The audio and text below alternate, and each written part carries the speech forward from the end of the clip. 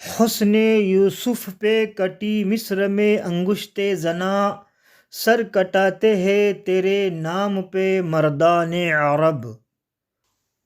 ابو دجانہ کی خوش نصیبی رضی اللہ تعالیٰ عنہ، آقا کون مکہ صلی اللہ تعالیٰ علیہ وسلم کے دست مبارک میں ایک تلوار تھی جس پر یہ شعر کندہ تھا: فی الجبن عار وفی الاقبال مکرمہ، والمرء بالجبن لا ینجو من القدر۔ بزدلی میں شرم ہے اور آگے بڑھ کر لڑنے میں عزت ہے، اور آدمی بزدلی کر کے تقدیر سے نہیں بچ سکتا۔ آقا کون مکہ صلی اللہ تعالیٰ علیہ وسلم نے فرمایا کہ کون ہے جو اس تلوار کو لے کر اس کا حق ادا کرے؟ یہ سن کر بہت سے لوگ اس سعادت کے لیے لپکے، مگر یہ فخر و شرف حضرت ابو دجانہ رضی اللہ تعالی عنہ کے نصیب میں تھا کہ تاجدار دو عالم صلی اللہ تعالی علیہ وسلم نے اپنی یہ تلوار اپنے ہاتھ سے حضرت ابو دجانہ رضی اللہ تعالیٰ عنہ کے ہاتھ میں دے دی۔ وہ یہ اعزاز پا کر جوش مسرت میں مست و بے خود ہو گئے اور عرض کیا کہ یا رسول اللہ صلی اللہ تعالیٰ علیہ وسلم، اس تلوار کا حق کیا ہے؟ ارشاد فرمایا کہ تو اس سے کافروں کو قتل کرے یہاں تک کہ یہ ٹیڑھی ہو جائے۔ حضرت ابو دجانہ رضی اللہ تعالیٰ عنہ نے عرض کیا کہ یا رسول اللہ صلی اللہ تعالیٰ علیہ وسلم، اس تلوار کو اس کے حق کے ساتھ لیتا ہوں۔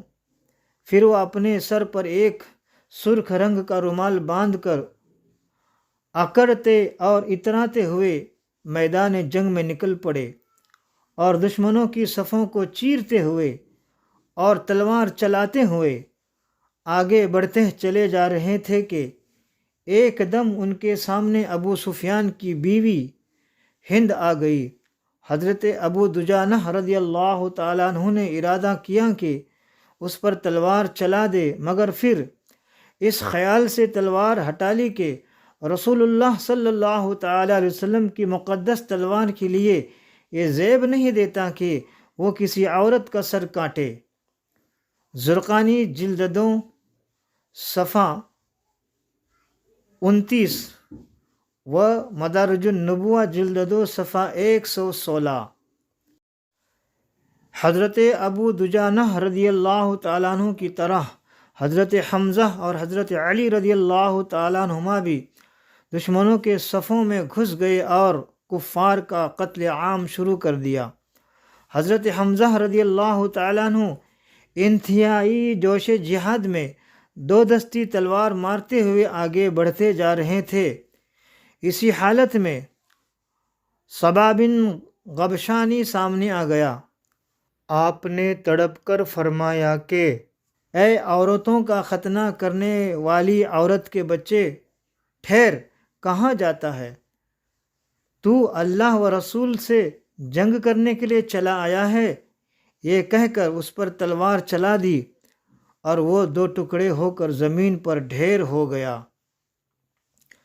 حضرت حمزہ کی شہادت رضی اللہ تعالی عنہ۔ وحشی جو ایک حبشی غلام تھا اور اس کا آقا جبیر بن مطعم اس سے وعدہ کر چکا تھا کہ تو اگر حضرت حمزہ رضی اللہ تعالیٰ عنہ کو قتل کر دے تو میں تجھ کو آزاد کر دوں گا۔ وحشی ایک چٹان کے پیچھے چھپا ہوا تھا اور حضرت حمزہ رضی اللہ تعالیٰ عنہ کی تاک میں تھا۔ جو ہی آپ اس کے قریب پہنچے، اس نے دور سے اپنا نیزہ پھینک کر مارا جو آپ کی ناف میں لگا اور پشت کے پار ہو گیا۔ اس کی طرف بڑھے مگر زخم کی تاب نہ لا کر گر پڑے اور شہادت سے سرفراز ہو گئے۔ بخاری باب قتل حمزہ جلد 2 صفحہ 582۔ کفار کے علم بردار خود کٹ کٹ کر گرتے چلے جا رہے تھے، مگر ان کا جھنڈا گرنے نہیں پایا تھا کہ ایک کے قتل ہونے کے بعد دوسرا اس جھنڈے کو اٹھا لیتا تھا۔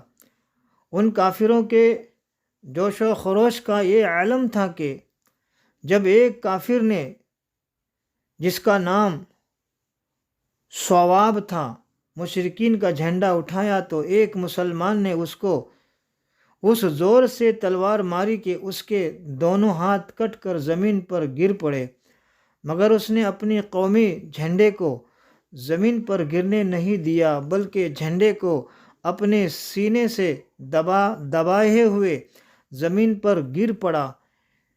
اسی حالت میں مسلمانوں نے اس کو قتل کر دیا، مگر وہ قتل ہوتے ہوتے یہی کہتا رہا کہ میں نے اپنا فرض ادا کر دیا۔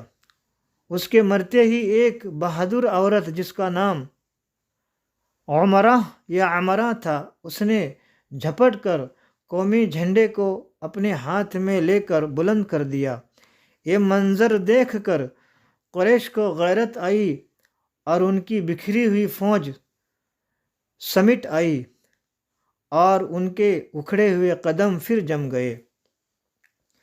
مدارج النبوہ جلد 2 صفحہ 116 وغیرہ۔ حضرت حنظلہ رضی اللہ تعالی عنہ کی شہادت۔ ابو عامر راہب کفار کی طرف سے لڑ رہا تھا، مگر اس کے بیٹے حضرت حنظلہ رضی اللہ تعالی عنہ پرچم اسلام کے نیچے جہاد کر رہے تھے۔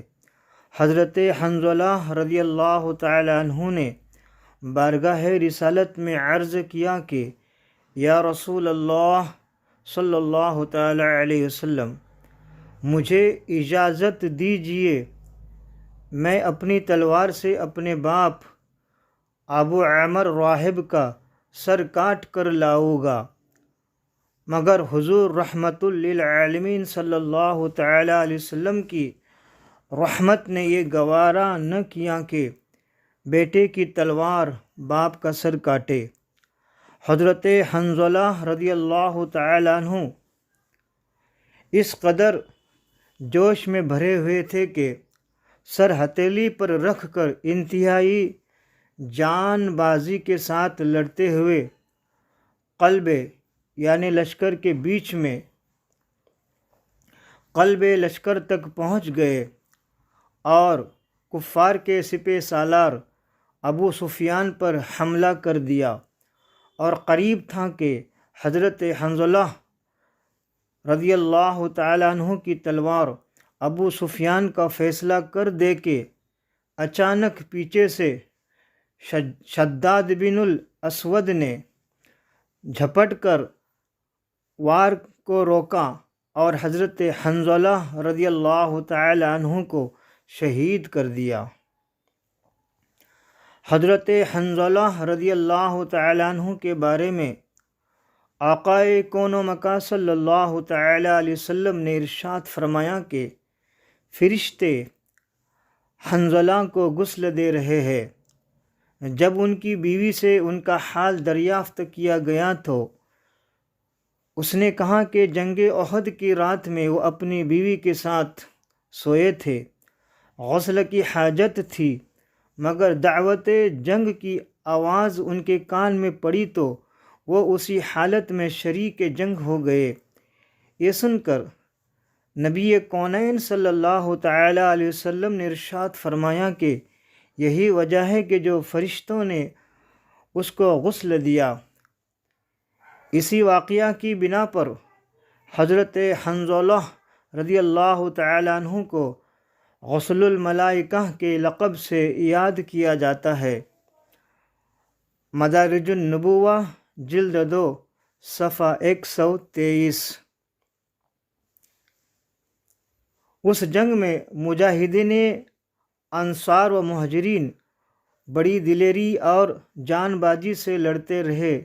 یہاں تک کہ مشرکین کے پاؤں کھڑ گئے۔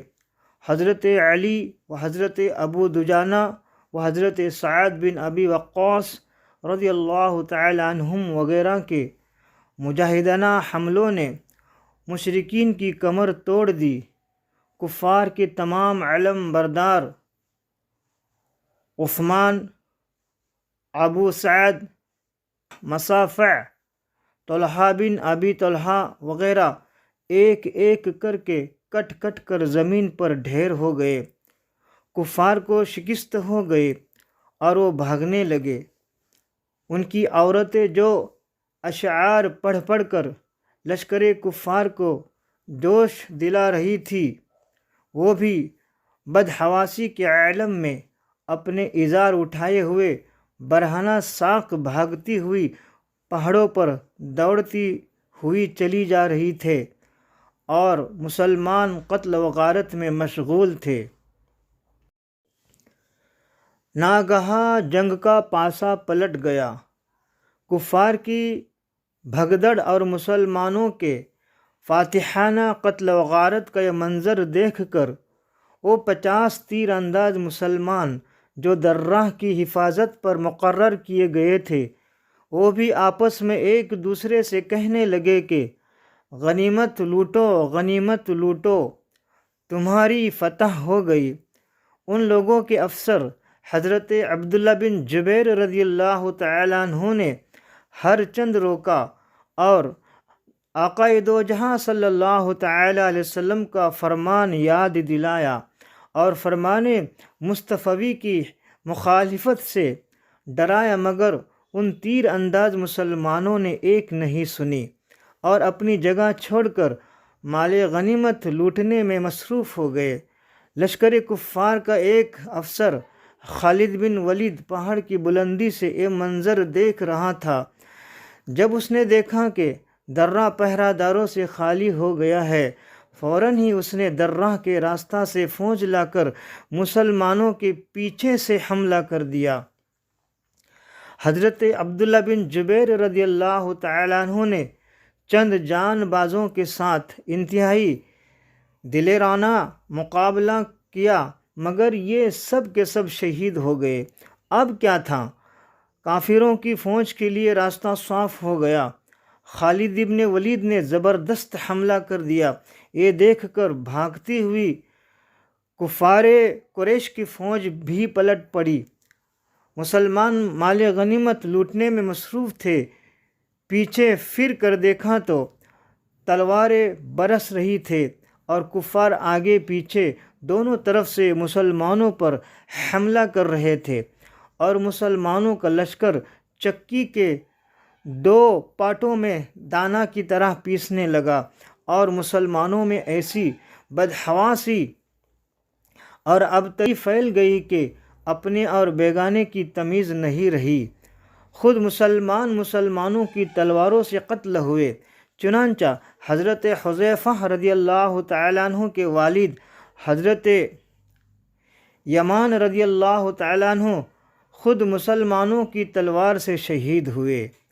حضرت حذیفہ رضی اللہ تعالیٰ عنہ چلاتے ہی رہے کہ اے مسلمانوں، یہ میرے باپ ہے، یہ میرے باپ ہے، مگر کچھ عجیب بدحواسی پھیلی ہوئی تھی کہ کسی کو کسی کا دھیان ہی نہیں تھا، اور مسلمانوں نے حضرت یمان رضی اللہ تعالیٰ عنہ کو شہید کر دیا۔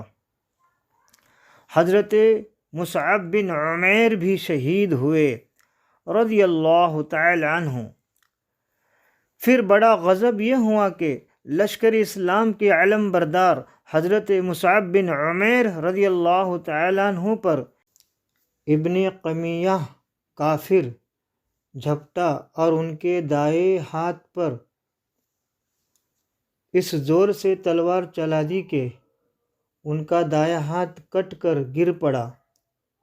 اس جانباز مہاجرین نے جھپٹ کر اسلامی جھنڈے کو بائیں ہاتھ سے سنبھال لیا، مگر ابن قمیہ نے تلوار مار کر ان کے بائیں ہاتھ کو بھی شہید کر دیا۔ دونوں ہاتھ کٹ چکے تھے، مگر حضرت عمیر رضی اللہ تعالی عنہ اپنے دونوں کٹے ہوئے بازوؤں سے پرچم اسلام کو اپنے سینے سے لگائے ہوئے کھڑے رہے اور بلند آواز سے یہ آیت پڑھتے رہے کہ وما محمد الا رسول قد خلت من قبلہ الرسل، اور محمد صلی اللہ تعالی علیہ وسلم تو ایک رسول ہے، ان سے پہلے اور رسول ہو چکے۔ ترجمہ کنز الایمان۔ پھر ابن قمیہ نے ان کو تیر مار کر شہید کر دیا۔ حضرت مصعب بن عمیر رضی اللہ تعالیٰ عنہ جو صورت میں آقا کون و مکان صلی اللہ تعالیٰ علیہ وسلم سے کچھ مشابہ تھے، یعنی حضرت مصعب بن عمیر رضی اللہ تعالیٰ عنہ کی صورت مبارک آقا دو جہاں صلی اللہ تعالیٰ علیہ وسلم کے چہرہ مقدسہ سے کچھ ملتی جلتی تھی، ان کو زمین پر گرتے ہوئے دیکھ کر کفار نے غل مچا دیا کہ معاذ اللہ، حضور تاجدار دو عالم صلی اللہ تعالی علیہ وسلم قتل ہو گئے۔ اللہ اکبر! اس آواز نے غضب ہی ڈھا دیا۔ مسلمان یہ سن کر بالکل ہی سر اسیمہ اور پراگندہ دماغ ہو گئے اور میدان جنگ چھوڑ کر بھاگنے لگے۔ بڑے بڑے بہادروں کے پاؤں اکھڑ گئے اور مسلمانوں میں 3 گروہ ہو گئے، یعنی 3 جماعت میں وہ لوگ بٹ گئے۔ کچھ لوگ تو بھاگ کر مدینہ شریف کے قریب پہنچ گئے، کچھ لوگ سہم کر مردہ دل ہو گئے، جہاں تھے وہیں رہ گئے، اپنی جان بچاتے رہے یا جنگ کرتے رہے۔ کچھ لوگ جن کی تعداد تقریباً 12 تھی، وہ رسول اللہ صلی اللہ تعالی علیہ وسلم کے ساتھ ثابت قدم رہے۔ اس ہلچل اور بھگدڑ میں بہت سے لوگوں نے تو بالکل ہی ہمت ہار دی، اور جو جاں بازی کے ساتھ لڑنا چاہتے تھے وہ بھی دشمنوں کے 2 طرفہ حملوں کے نرغے میں پھنس کر مجبور و لاچار ہو چکے تھے۔ تاجدار دو عالم صلی اللہ تعالی علیہ وسلم کہاں ہے اور کس حال میں ہے، کسی کو اس کی خبر نہیں تھی۔ حضرت علی شیر خدا رضی اللہ تعالی عنہ تلوار چلاتے اور دشمنوں کی صفوں کو درہم برہم کرتے چلے جاتے تھے، مگر وہ ہر طرف مڑ مڑ کر رسول اللہ صلی اللہ تعالی علیہ وسلم کو دیکھتے تھے، مگر جمال نبوت نظر نہ آنے سے وہ انتہائی اضطراب و بے قراری کے عالم میں تھے۔ حضرت انس رضی اللہ تعالیٰ عنہ کے چچا حضرت انس بن نضر رضی اللہ تعالیٰ عنہ لڑتے لڑتے میدان جنگ سے بھی کچھ آگے نکل پڑے۔ وہاں جا کر دیکھا کہ کچھ مسلمانوں نے مایوس ہو کر ہتھیار پھینک دیے ہیں۔ حضرت انس بن نضر رضی اللہ تعالیٰ عنہ نے پوچھا کہ تم لوگ یہاں بیٹھے کیا کر رہے ہو؟ لوگوں نے جواب دیا کہ اب ہم لڑ کر کیا کریں گے، جن کے لیے لڑتے تھے وہ تو شہید ہو گئے۔ حضرت انس بن نضر رضی اللہ تعالیٰ عنہ نے فرمایا کہ اگر واقعی رسول خدا صلی اللہ تعالی علیہ وسلم شہید ہو چکے تو پھر ہم ان کے بعد زندہ رہ کر کیا کریں گے؟ چلو ہم بھی اسی میدان میں شہید ہو کر آقا کون و مکان صلی اللہ تعالی علیہ وسلم کے پاس پہنچ جائے۔ یہ کہہ کر آپ دشمنوں کے لشکر میں لڑتے ہوئے گھس گئے اور آخری دم تک انتہائی جوش جہاد اور جان بازی کے ساتھ جنگ کرتے رہے، یہاں تک کہ شہید ہو گئے۔ لڑائی ختم ہونے کے بعد جب ان کی لاش دیکھی گئی تو 80 سے زیادہ تیر و تلوار اور نیزوں کے زخم ان کے بدن پر تھے۔ کافروں نے ان کے بدن کو چھلنی بنا دیا تھا اور ناک کان وغیرہ کاٹ کر ان کی صورت بگاڑ دی تھی۔ کوئی شخص ان کی لاش کو پہچان نہ سکا، صرف ان کی بہن نے ان کی انگلیوں کو دیکھ کر ان کو پہچانا۔ بخاری غزوہ احد جلد 2 صفحہ 579 و مسلم جلد 2 صفحہ 38۔ اسی طرح حضرت ثابت بن دحداح رضی اللہ تعالیٰ عنہ نے مایوس ہو جانے والے انصاریوں سے کہا کہ اے جماعت انصار، اگر بالفرض رسول اکرم صلی اللہ تعالیٰ علیہ وسلم شہید بھی ہو گئے تو تم ہمت کیوں ہار گئے؟ تمہارا اللہ تو زندہ ہے، لہٰذا تم لوگ اٹھو اور اللہ کے دین کے لیے جہاد کرو۔ یہ کہہ کر آپ نے چند انصاریوں کو اپنے ساتھ لیا اور لشکر کفار پر بھوکے شیروں کی طرح حملہ آور ہو گئے اور آخر خالد بن ولید کے نیزہ سے جام شہادت نوش کر لیا۔ اصابہ ترجمہ ثابت بن دحداح۔ جنگ جاری تھی اور جانثاران اسلام جو جہاں تھے وہی لڑائی میں مصروف تھے، مگر سب کی نگاہیں انتہائی بے قراری کے ساتھ جمال نبوت کو تلاش کرتی تھے۔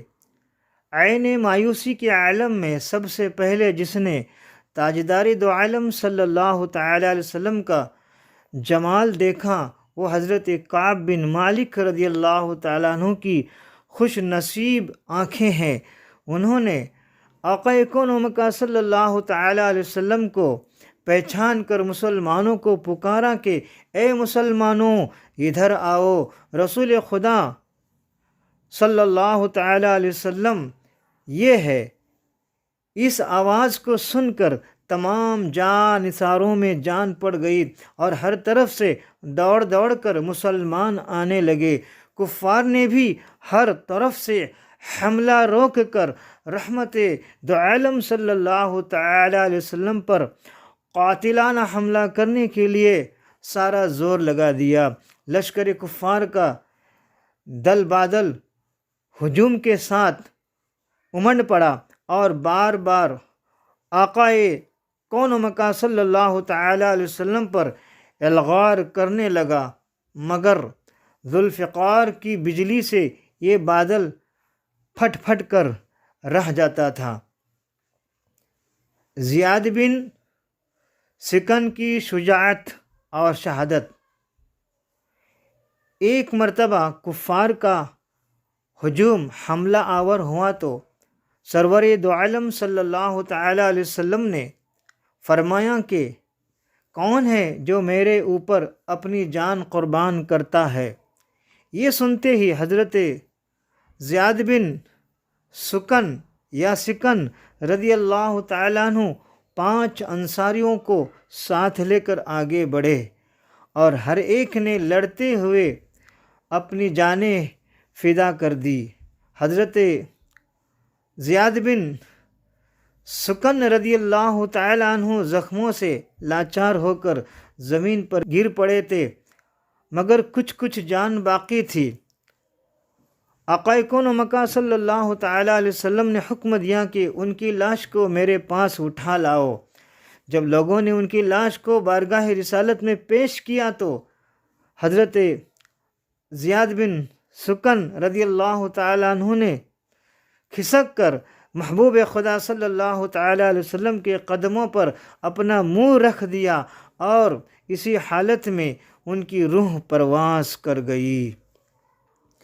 اللہ اکبر۔ حضرت زیاد بن سکن رضی اللہ تعالیٰ عنہ کی اس موت پر لاکھوں زندگیاں قربان۔ سبحان اللہ۔ بچہ ناز رفتہ باشد ز جہاں نیاز مندے کے بوقت جا سپردن بسرش رسیدہ باشی۔ کھجور کھاتے کھاتے جنت میں۔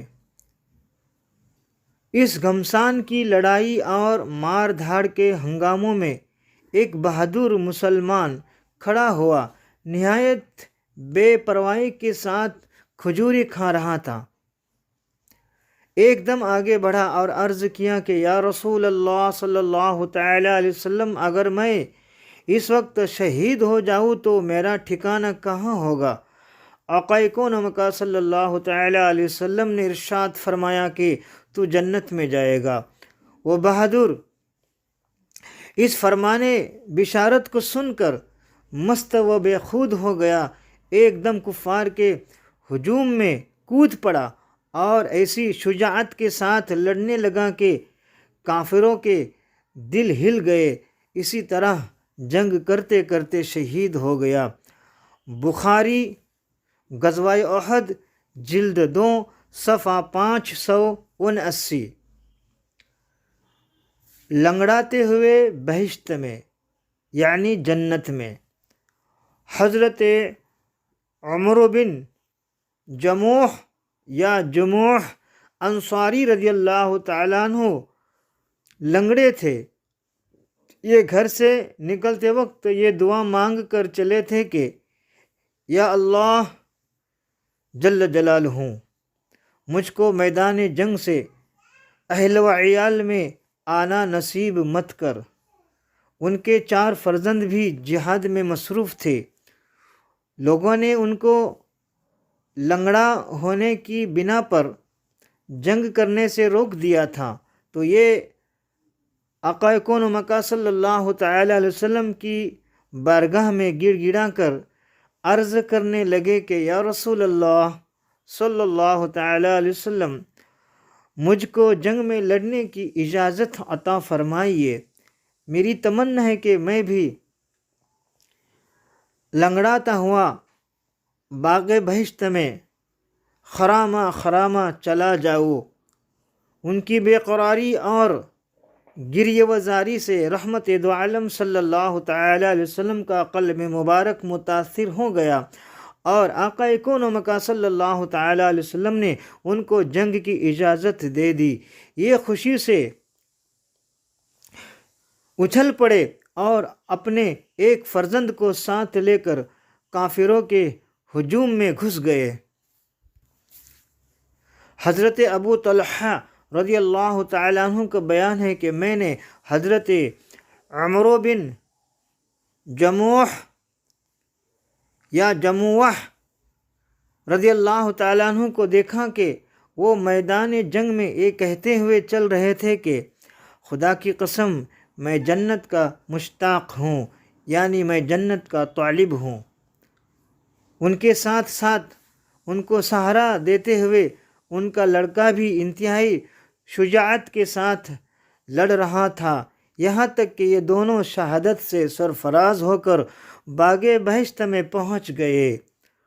لڑائی ختم ہو جانے کے بعد ان کی بیوی ہند زوجہ عمرو بن جموح یا جموح میدان جنگ میں پہنچی، اور اس نے ایک اونٹ پر ان کی اور اپنے بھائی اور بیٹے کی لاش کو لاد کر دفن کے لیے مدینہ شریف لانا چاہا، تو ہزاروں کوششوں کے باوجود کسی طرح بھی وہ اونٹ ایک قدم بھی مدینہ شریف کی طرف نہیں چلا، بلکہ وہ میدان جنگ ہی کے طرف بھاگ بھاگ کر جاتا رہا۔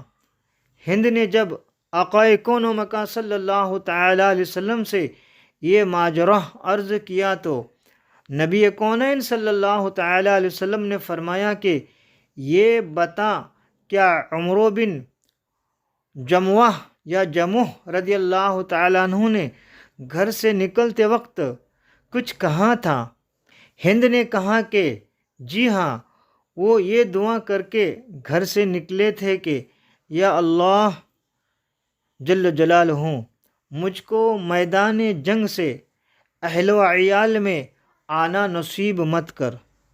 آقا کون و مکہ صلی اللہ تعالی علیہ وسلم نے ارشاد فرمایا کہ یہی وجہ ہے کہ اونٹ مدینہ کی طرف نہیں چل رہا ہے۔ مدارج النبوہ جلد 2 صفحہ 124۔